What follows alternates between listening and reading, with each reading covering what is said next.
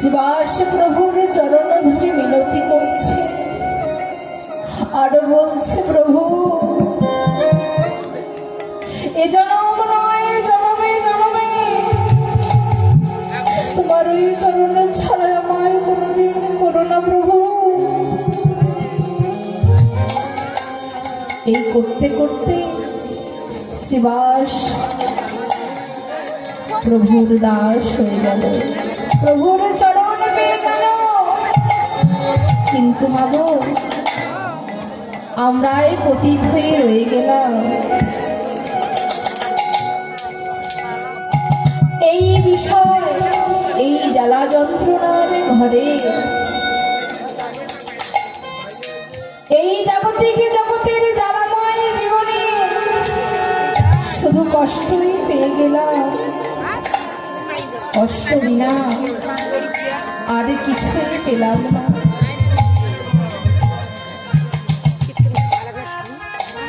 কষ্ট বিনা আর কিছু পেলাম না বাবা। এতদিন আমার আমার করে বাড়ি আমার, গাড়ি আমার, পুত্র আমার, সন্তান আমার, সবকিছুই আমার। তবে তুমি কি ভেবে দেখেছো তুমি কার? তুমি কোথা থেকে এসেছো, কোথায় চলে যাবে? এটা আমরা কেউ ভেবে দেখিনি বাবা।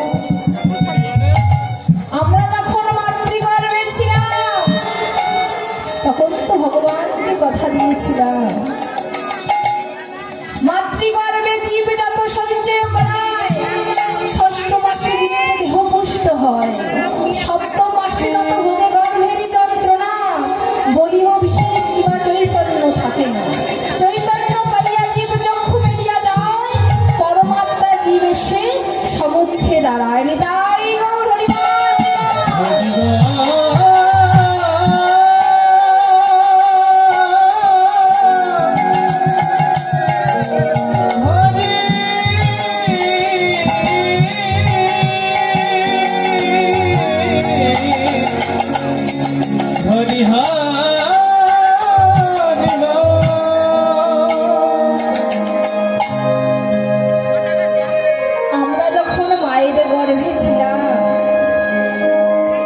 তখন পরমাত্মার জীবাত্মার কথা হয়েছিল।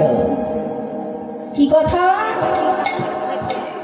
পরমাত্মা জীবাত্মাকে বলেছে, হে জীবাত্মা তুমি ওই মায়ার জগতে চলে যাও।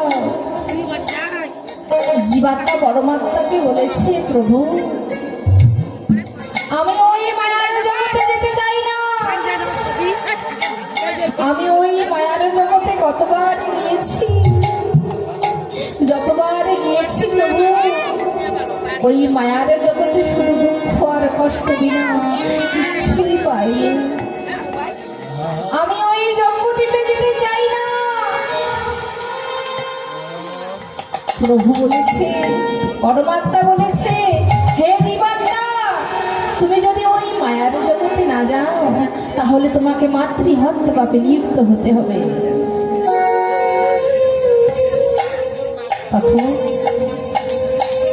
মাতৃহত্যা পাপে লিপ্ত হতে হবে।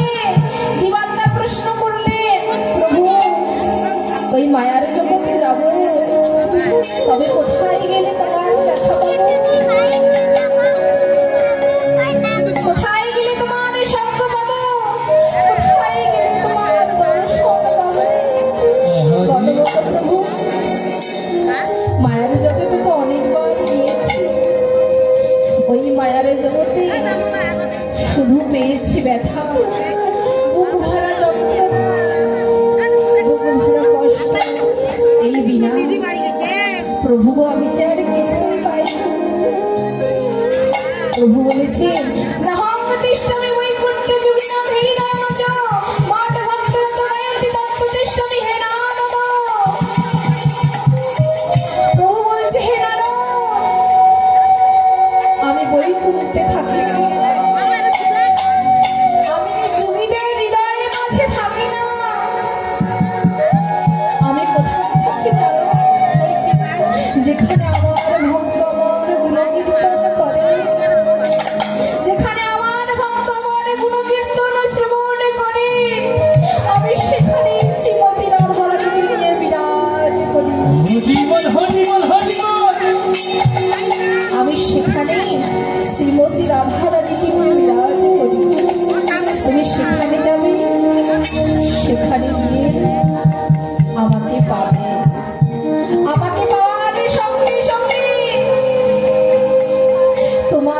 যত পাপ আছে, তোমার দেহের যত পাপ আছে, ওই হরিনাম শোনা মাত্র সর্বপাপ ক্ষয় হয়ে যাবে।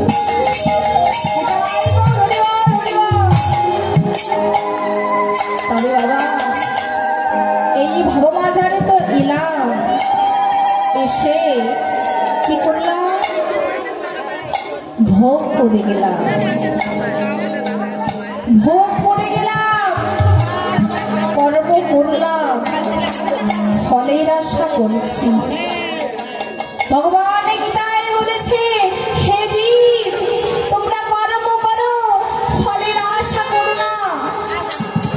তোমরা কর্ম করে যাও, আমি তোমাদের ফল দিয়েই রেখেছি। তাই গৌর হরিবার হরিবার।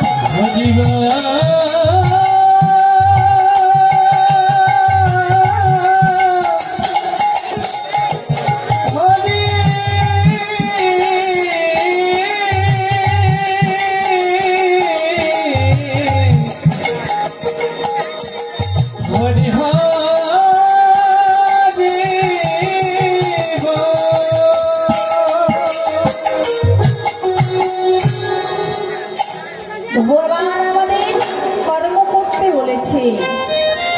কি কর্ম? নিষ্কাম কর্ম। কর্ম কত প্রকার? কর্ম হলো দুই প্রকার, নিষ্কাম কর্ম, সকাম কর্ম। কিন্তু বাবা, আমরা এই সংসারে সংসেজে সকাম কর্মই করে চলছি, নিষ্কাম কর্ম করতে পারছি না, নিষ্কাম কর্ম করতে পারছি না। তোমা, নিষ্কাম কর্ম কাকে বলে? ফলের আশা না করে যে ভগবানকে ডাকার মতো ডাকিতে পারে, যে ভগবানের আরাধনা করে, তাই হলো নিষ্কাম কর্ম। আর ফলের আশা করে, ভগবান আমাকে একটা বাড়ি দাও, আমাকে একটা গাড়ি দাও, কামনা বাসনা নিয়ে যে ভগবানকে আমরা ডাকি, এটা হলো সকাম কর্ম। ভগবান আমাদের এই ভবমাঝারে পাঠিয়েছে, আর কি বলেছে? তোমরা হাতে করো গৃহকাজ, বদলে বল হরি, আমরা অনায়াসে দিতে পারি যেন ভবসিদ্ধ পারি। তাই গো হরিবার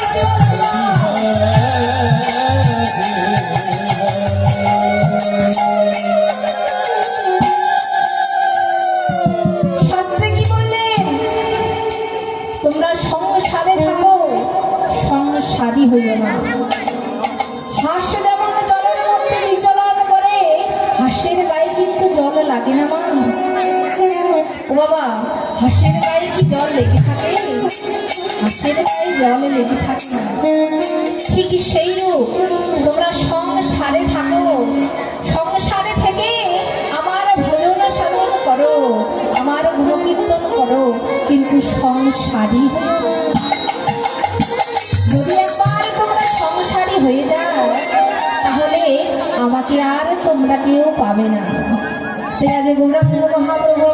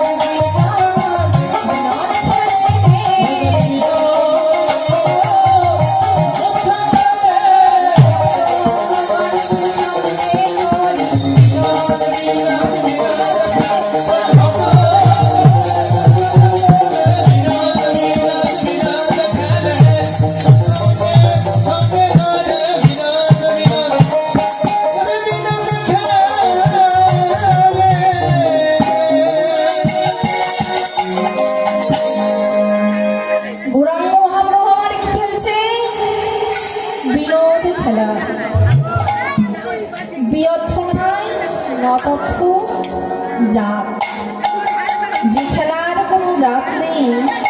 গৌরাঙ্গ মহাপ্রভু আমার ভক্তদের সঙ্গে নিয়ে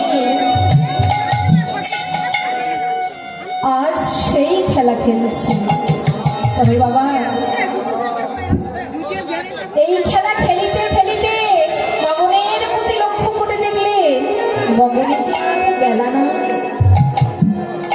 আমাদের এই সংসারের খেলা খেলিতে খেলিতে কখনো যে আমাদের বেলা ডুবে যাবে সেই খবর কিন্তু আমরা রাখতে পারছি না। হ্যাঁ ও মায়েরা, আপনারা যারা